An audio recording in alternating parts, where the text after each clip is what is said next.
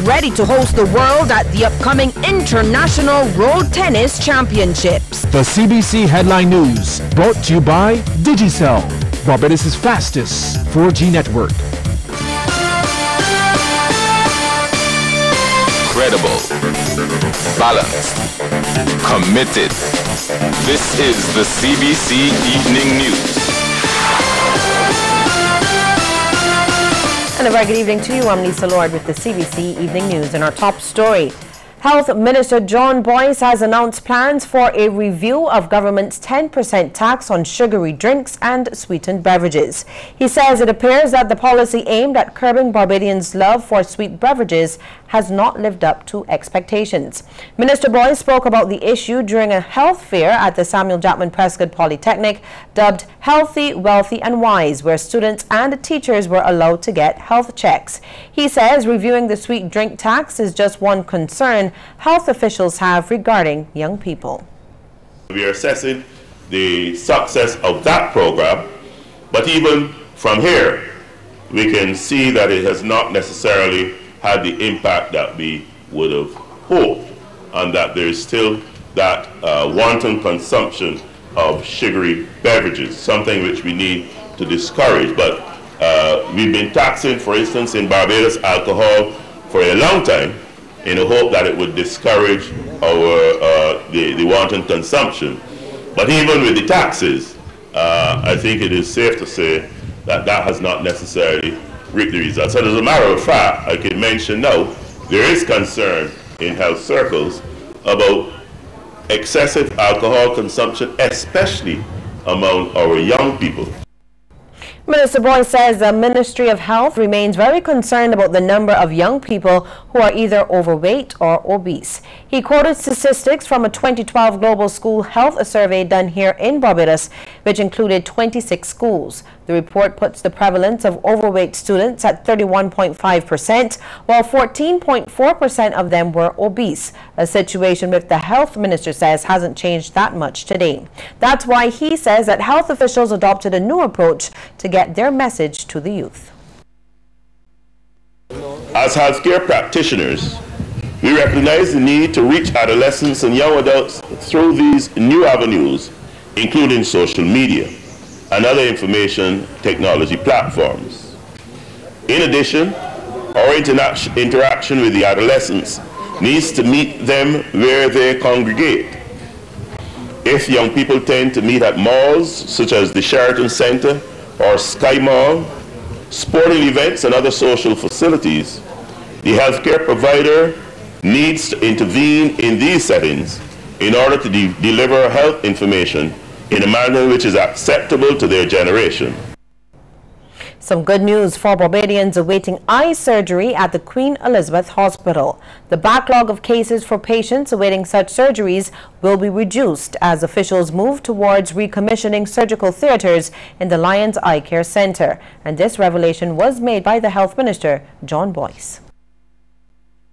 The 3 fully equipped eye theaters, when completed, is estimated to cost something like 2.5 million Barbados dollars and will be outfitted with surgical tables, lamps, microscopes and equipment to manage patients with cataract, with glaucoma and other small incision procedures. These technologies will reduce lengths of hospital stay and ultimately hospital costs. The builder's works for this project will be undertaken by our in-house engineering department under Paula at approximately 1 million Barbados dollars. The vision is to develop services to meet all the needs of the resident population. And Mr. Boyce was speaking during a presentation where prominent businessman Ralph Busy Williams, through his Williams Industries Incorporated, donated $100,000 to the Queen Elizabeth Hospital's eye surgery theatre project. Mr. Williams, for his part, has the hospital dear to his heart. Aside from working on its electrical drawings, he was a patient there after undergoing surgery for a broken leg. An emotional Mr. Williams says despite the criticism leveled at the QEH, he had an excellent stay, and he wants those criticizing the facility to come on board and assist. I know that the staff here, headed by Dr. James, he has spoken to me about it, and they are all trying their best to to have the hospital certified to all the international standards. That's why we're here. We really want to play our part to assist where we can.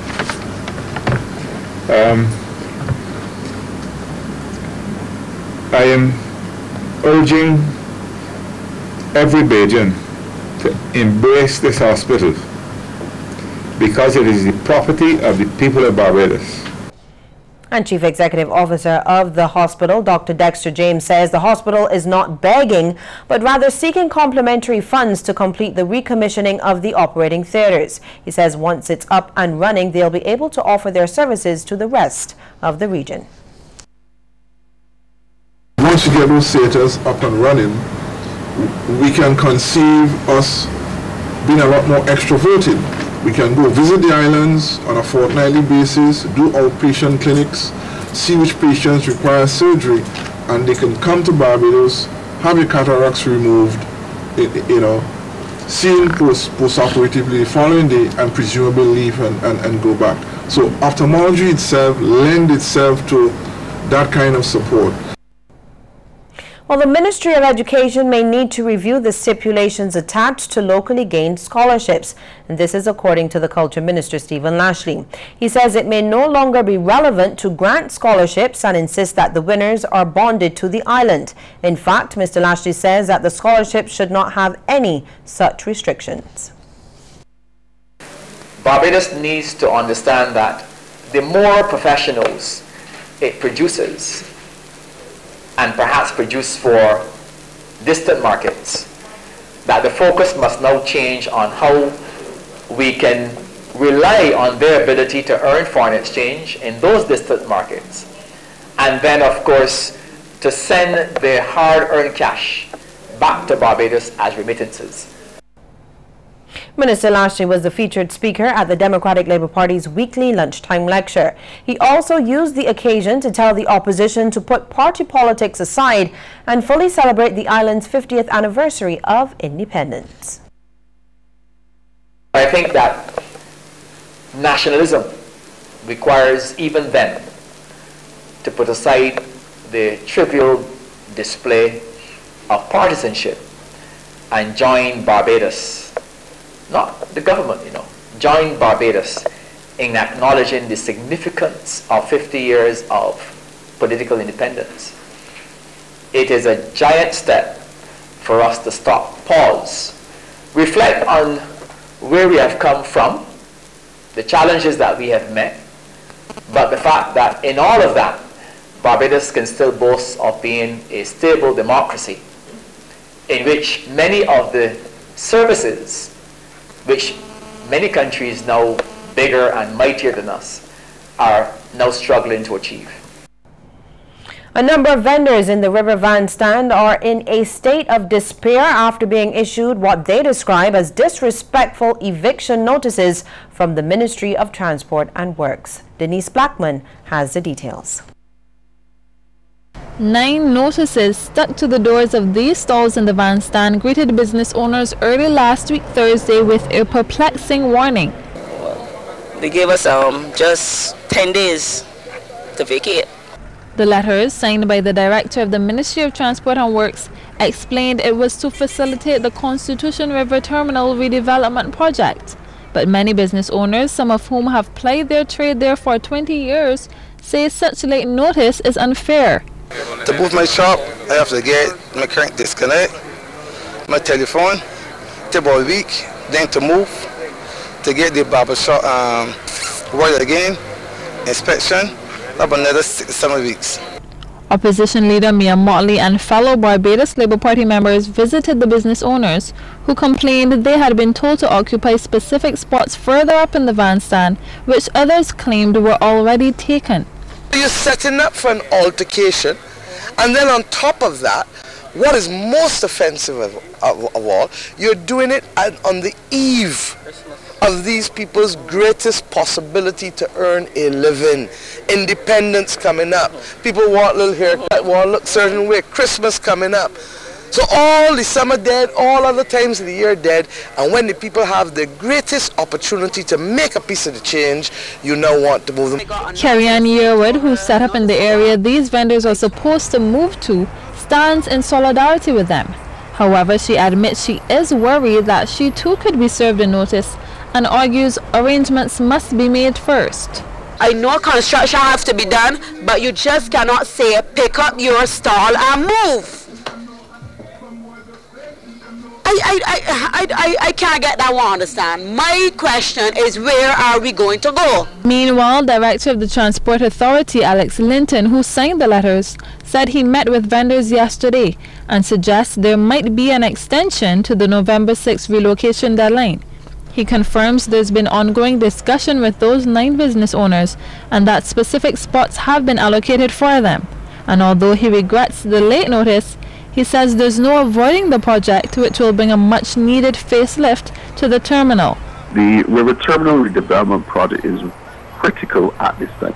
For the past 3 to 4 decades, that area has not seen the necessary development or infrastructural works to accommodate a terminal facility.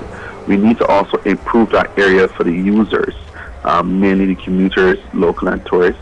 We also need to improve it for the PSV operators and for the businesses that operate from that location, obviously, as well as the regulatory bodies to maintain the area. So we need to address those areas as a health concern, as a safety concern, and we need to obviously put in the necessary infrastructure and work to make it better for all. And Mr. Linton says vendors had been previously warned that they may have to relocate at some point. Denise Blackman, CBC News. Well, with 26 days left until the nation's independence, the Guardian Group is sending its best wishes to Barbadians. God bless Barbados on this our 50th anniversary of independence. And the well wishes come from representatives of the Guardian Group, Guardian General Insurance Limited, who raised the flag for the CBC's Guardians of the Heritage Independence Initiative. Executive Manager Nigel Adams is urging Barbadians to re-examine the values and principles which have contributed to the nation's success. Let us redouble our efforts as we seek to urgently identify and rid ourselves of those negative and foreign influences that seek to destroy the very fabric of our society. We must equally jealously guard and preserve our values that have defined us over the years. We are indeed a people, though small in stature as a nation, we have been admired around the world of having punch above our weight. And CBC's Chief MCTV Officer Andrew Green praised Guardian Group for staying true to its name by guarding those in the community when they are most vulnerable. We're happy to say a warm welcome to the Guardian Group. Certainly with your acquisition of Nembil in 2001, you've grown from strength to strength. Nembil, a company that had operations across 17 territories in the Caribbean, and we're therefore happy to see that you've stayed true to your name as a Guardian, and now you're joining us in the Guardian of our Heritage Project, and we welcome you and thank you for coming on board. And do stay with us. We'll have more news right after the break.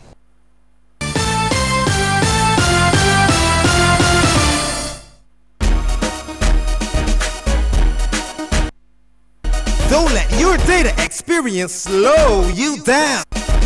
Step up to Digicel, Barbados' fastest 4G network, more than twice as fast as the slow network. Get more with Digicel.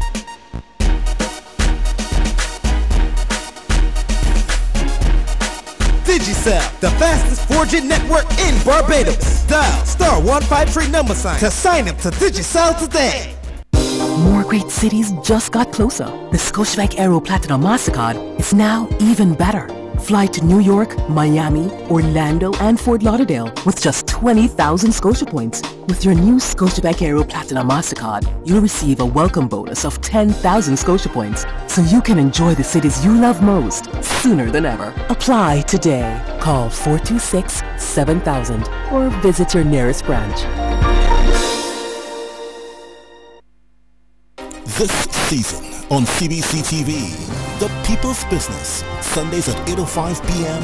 Made possible by our partners, Solar Dynamics, the most efficient solar hot water system. Santa isn't coming to you on a sleigh this year. He's booked his flight early on Liat to get the lowest fares. You get the lowest fares when you book early. So do like Santa and don't wait until the last minute. Liat, the Caribbean airline.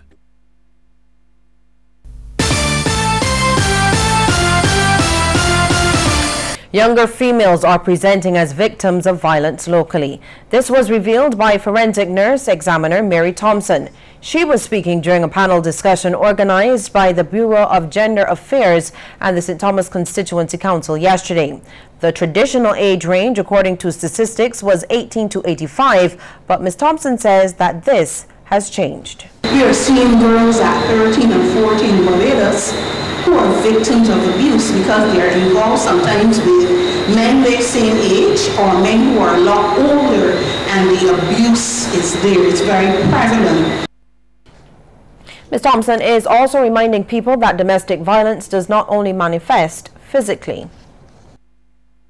There's so much more to it than just the physical aspect. It starts here in the mind, the mental isolation where you are separated from your family. And so often we take these things as love. He loves me so much. He wants to spend time with me. He wants to do things with me. But you're being slowly, he or she, I should say, you're being slowly isolated from your peers, from your family members, from the activities that you generally engage in. Police are seeking the assistance of the public in locating a missing man. He is 64-year-old Cedric Leon Campbell of Salisbury, St. George. Mr. Campbell was last seen on Wednesday morning around 7. At the time, he was wearing a blue t-shirt with the picture of a bear's face printed on the front and back and a green 3/4 pants. He suffers with dementia. Mr. Campbell is 5 feet 5 inches tall, of a dark complexion and slim build. He is bald-headed, has a thick gray mustache and a mole under his left eye. He has a pleasant manner and speaks softly. Now, anyone with information relative to the whereabouts of Cedric Campbell is asked to contact the District B Police Station at telephone numbers 437-4311 or 430-7625, the emergency number at 211, or of course the nearest police station. Governor General Sir Elliot Belgrave is wrapping up his series of visits to the island's primary schools. The final visit will be to the Arthur Smith Primary School on Monday. And today's visit to the Ellerton Primary School is the last for the parish of St. George. Sir Elliot was entertained in dance and song by students, including a rendition of his favorite song, Ashgrove. He was also presented with a token of appreciation by the head boy of the school, Stephen Murrell. Members of the audience included former students, Labour Minister Senator Dr. Esther Bayer-Suku, and St. George South MP Dwight Sutherland. The Governor General congratulated the school on its achievements but encouraged them to work harder. I am of the view that the school does good work, and the principal and the teachers must be congratulated.